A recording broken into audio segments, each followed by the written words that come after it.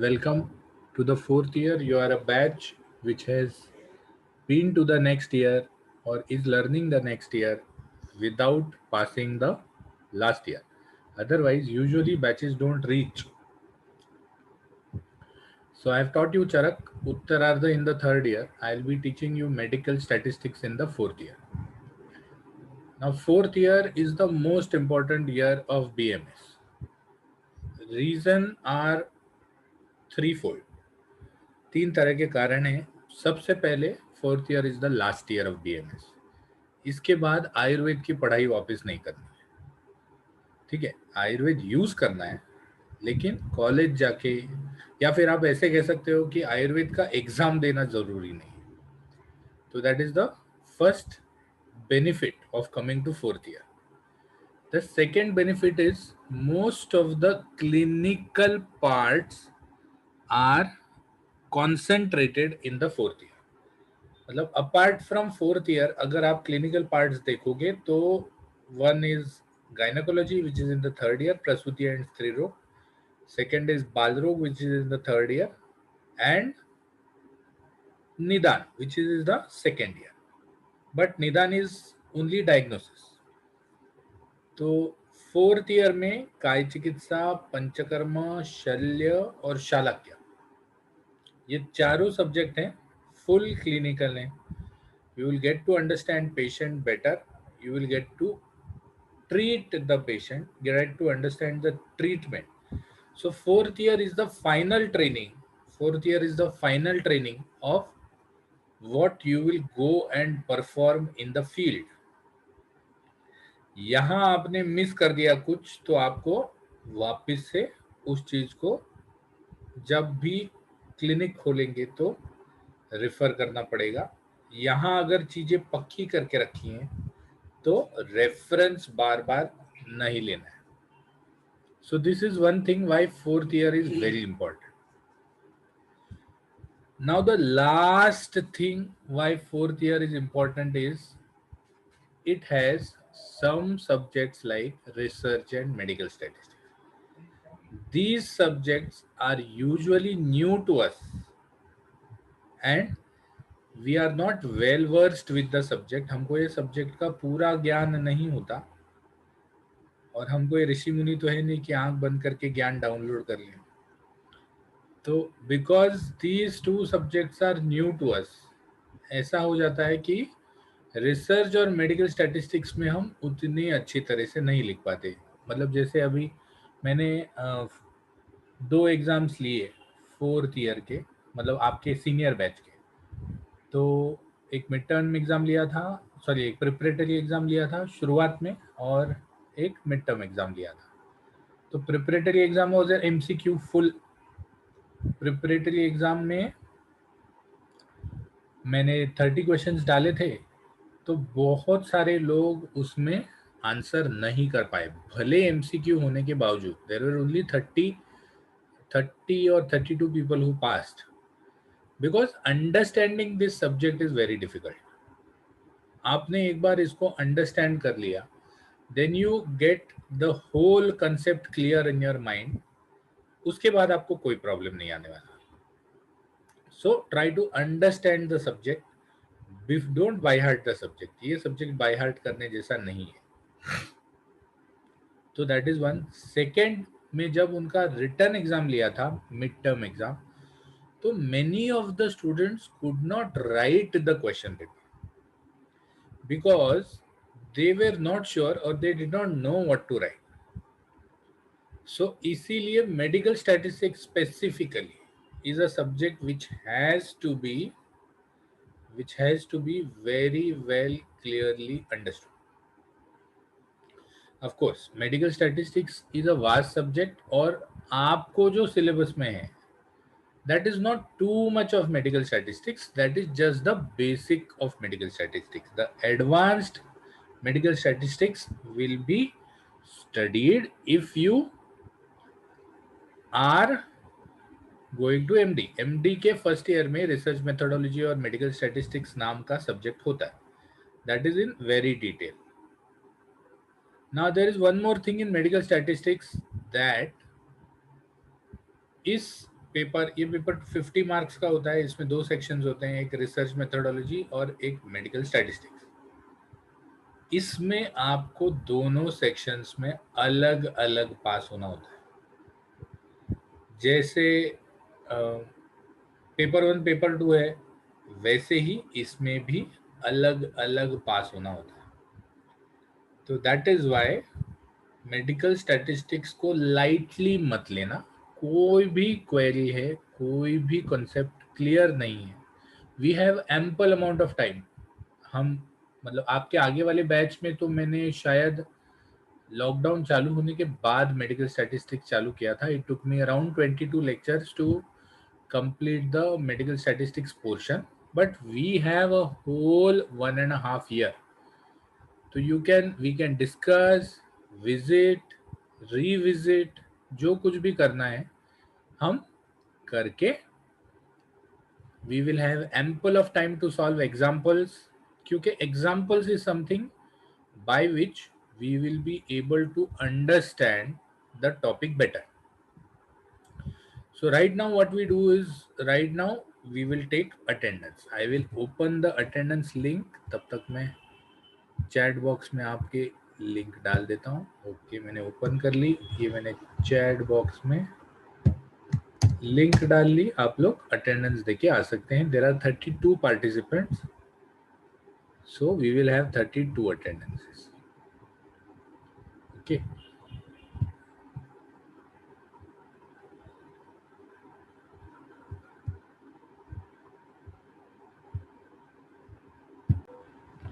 so after taking attendance, let us come back to our subject. तो medical statistics में हमको पढ़ाया क्या क्या जाएगा? So first of all we will look into what is statistics. Yet statistics किस बला का नाम है? Statistics is something which we use in our life daily. When we say that भाई मेरे एवरेज मार्क्स इतने हैं, तो that is statistics. That means अगर आपके मार्क 35, 37, 40, 42 ऐसे अलग अलग ग्रेड में हैं, तो we try to make it an average to understand what level of the whole studies we have secured. तो एवरेज या हाइट में एवरेज करते हैं, average height, average marks, percentages. आप जब नीट देते हो तो परसेंटाइल्स आते हैं, तो percentiles, these are all statistics, parts of statistics. why these are important? Because these are measures of either means or central tendency or measures of locations. अब जब मैं मेजर ऑफ सेंट्रल टेंडेंसी बोलता हूँ, central tendency मतलब overall marks जो हैं या overall जो मिडिल वैल्यू है उसके आसपास कितने वैल्यूज डिस्पर्स्ड हैं, उसके आसपास कितने वैल्यूज डिस्पर्स्ड हैं। Now here I would like to have, I don't no,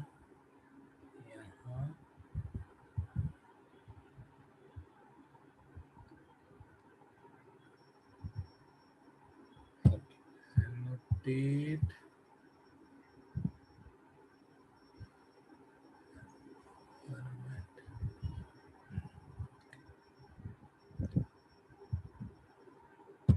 okay. So suppose we take 4 values, like एक घर में 5 कुत्ते हैं, एक घर में 2 कुत्ते हैं, एक घर में कोई भी कुत्ता नहीं है, और एक बिल्डिंग में 4 घर हैं। एक घर में 5 है, एक घर में 2 है, एक घर में कोई भी कुत्ता नहीं है, और एक घर में 3 कुत्ते हैं। तो उस बिल्डिंग में रहने वाले हर एक के घर में कितने कुत्ते हैं? 5 + 2 7 + 3 10। तो हर घर में रहने वाले के पास 10 डिवाइडेड बाय 1, 4 घर हैं, 1 2 3 4, तो 10 हो गए। 10 डिवाइड बाय 4 मतलब 2.5 कुत्ते हैं एवरेज हर एक के पास। 10 डिवाइड बाय 4 इज 2.5. सो हर एक के पास एवरेज 2.5 कुत्ते हैं. ओके, तो दिस इज छोटा सा कुत्ते का example, but you can use it for any amount. What we are trying to find out, we are trying to find out the central tendency.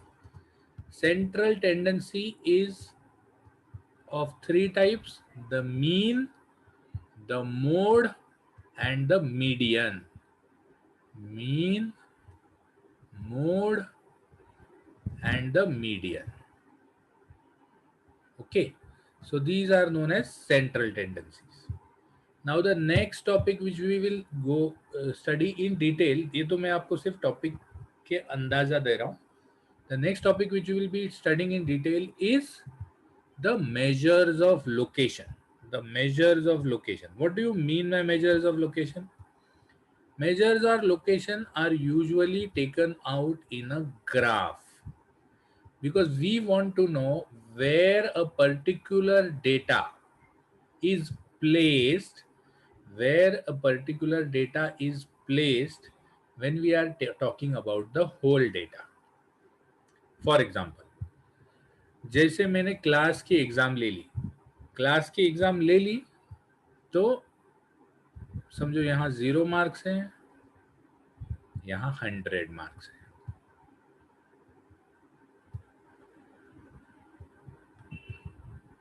Okay, और यहाँ 1 स्टूडेंट है, 2 स्टूडेंट्स, 3 स्टूडेंट, 4 स्टूडेंट, 5 स्टूडेंट, ऐसे number of students है. तो now when I plot कि 1 mark कितने को मिले, 2 मार्क कितने को मिले, 3 मार्क कितने को मिले, 4 मार्क कितने को मिले, तो I will get a graph. So अगर एक बच्चे को 1 मार्क मिला है तो he will be somewhere here. ठीक है, 2 बच्चों को 2 मार्क मिले हैं तो he will be somewhere here. 3 बच्चों को 3 मार्क मिले हैं तो he will be somewhere here. तो this graph will go as a, एक जगह पीक कर लेगा, मतलब कम मार्क मिलने वाले बच्चे भी कम होंगे और ज्यादा मार्क मिलने वाले बच्चे भी कम होंगे. फिर से 98 मार्क कितने को मिले होंगे, 2 लोगों को या 3 लोगों को. 99 कितने को मिले होंगे, 1 को. लेकिन वही अगर मैं 50 या 52 मार्क्स देखूं या 40 से 50 में देखूं, तो 40 से 50 में कितने बच्चों को मार्क मिले हैं, बहुत ज्यादा.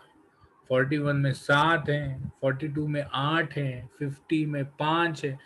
तो this means that any data in this nature follows a normal distribution. This is a distribution, and identifying or finding out where you are located. भाई मुझे कितने मार्क है, तो मेरा मार्क, मेरे मार्क हैं 35. 35 कितने लोगों को है, 35 12 लोगों को है. So this is the measure of location of 35. Now why measure of location is important, because it shows you, यहां से मैंने एक लाइन निकाल ली, तो this will become the mean.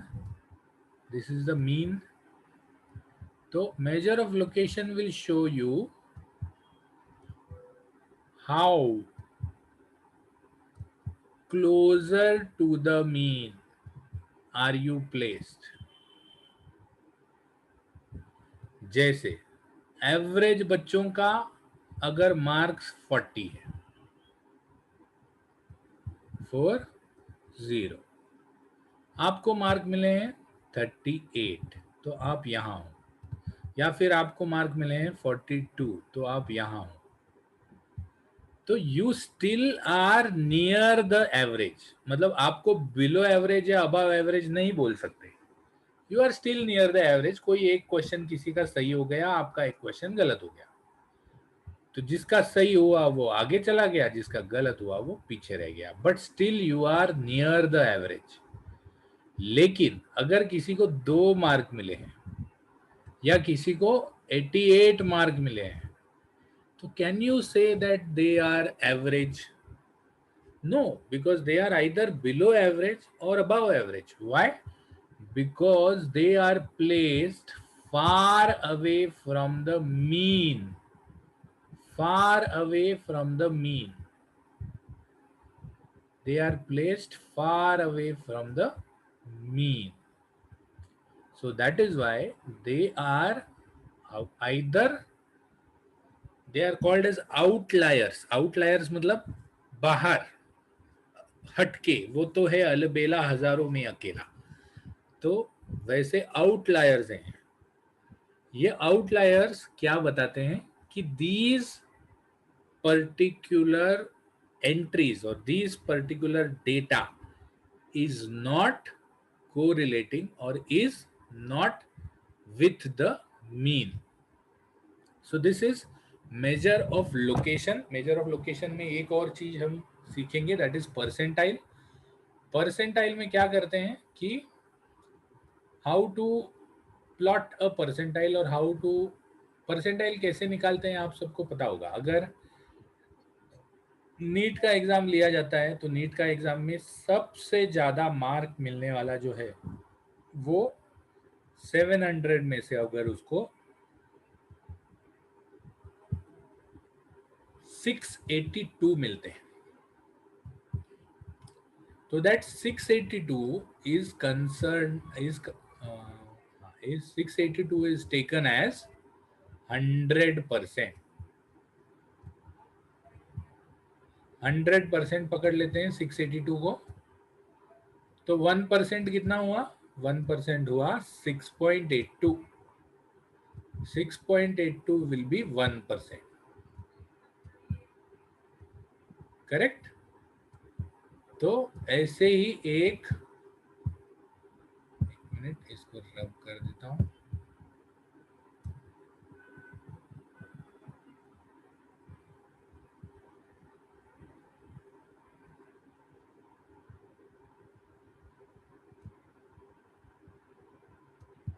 तो सेम टू सेम एक ग्राफ बना देते हैं उसका।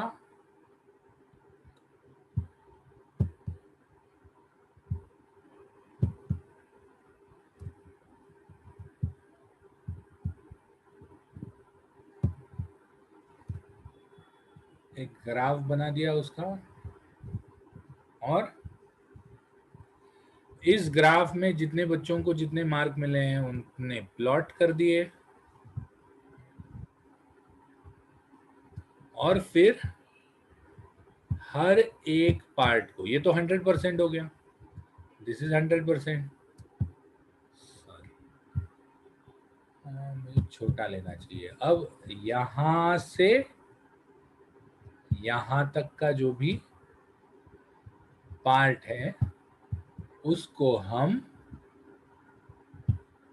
100 इसमें डिवाइड कर देते हैं, 100 पार्ट्स में डिवाइड कर देते हैं। 1 2, यहाँ तो मैं 100 नहीं निकाल पाऊंगा, लेकिन वी विल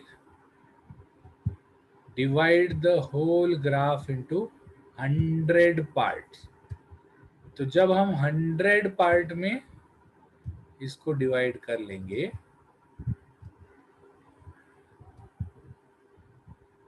मुझे लाइन मारना आ गया जूम पे,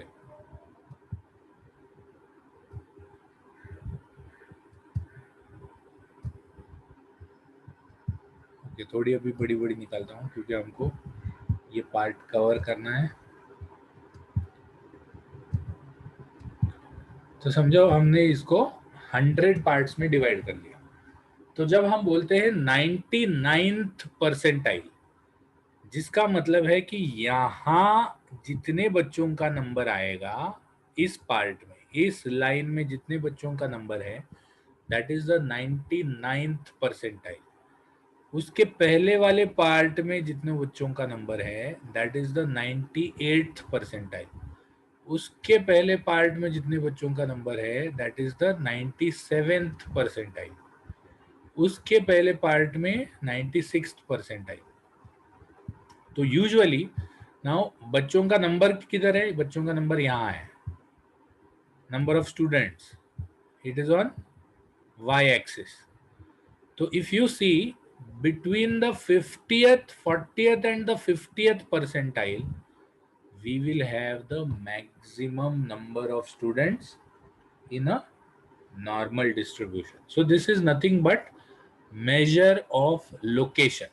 Measure of location. When you are required to identify the location of where the data you are interested in is placed. Okay इसके बाद आता है वेरिएबिलिटी.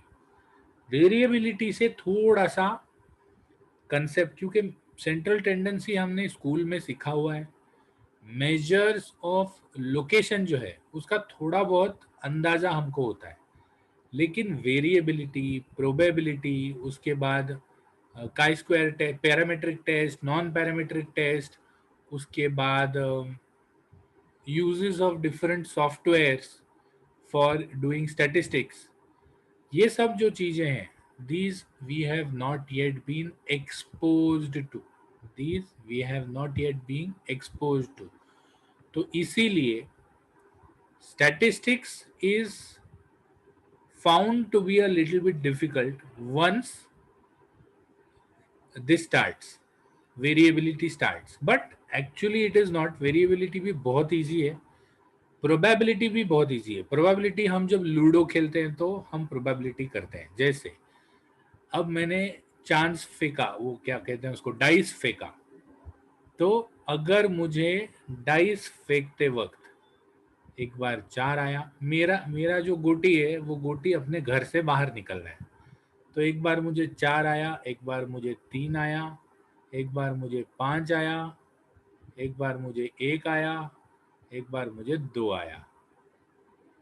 तो अगली बार जब मैं डाइस डालूंगा तो क्या आने का चांस है, दैट इज प्रोबेबिलिटी.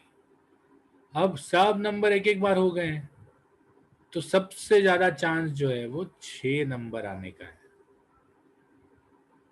अगर यही मैं रिपीट कर लूं, एक बार 1 आया, एक बार 2 आए, एक बार 5 आए, एक बार 3 आए, एक बार 4 आए, समझो ये जो 6 था ये कभी हमको आया ही नहीं था, यही रिपीट हो रहे हैं और 3 बार रिपीट हो गए. तो अब तो 6 आने के चांस और भी बढ़ जाते हैं, क्योंकि 6 एक भी बार नहीं आया. ऐसे तो हो ही नहीं सकता कि 6 आए ही नहीं. तो दिस इज प्रोबेबिलिटी. जब आप कॉइन को फ्लिप करते हो, तो एक बार छापा आता है, एक बार काटा आता है. तो छापा और काटा are two probabilities of the same coin. छापा और काटा are two probabilities of the same coin. ऐसा नहीं हो सकता कि बार बार छापा ही आए, ऐसा नहीं हो सकता कि बार बार काटा ही आए. तो this is probability. Probability, variability, parametric and non-parametric tests are a little bit difficult to understand.